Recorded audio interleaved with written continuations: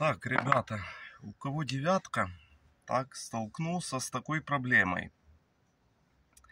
Начало вначале скрипеть, что самое интересное, когда колеса вывернуты. Когда колеса прямые, ничего не скрипит, все хорошо. Как только поворачиваем куда-то, и еще неровность, получается скрип.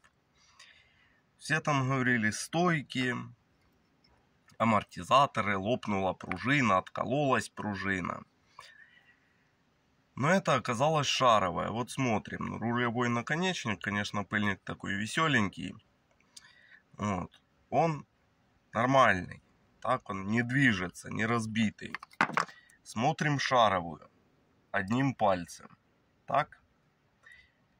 Это уже нехорошо.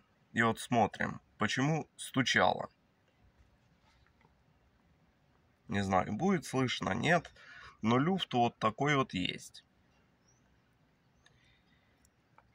Потому что половину ходовки хотел перебрать. Оказалось, вот эта вот маленькая зараза.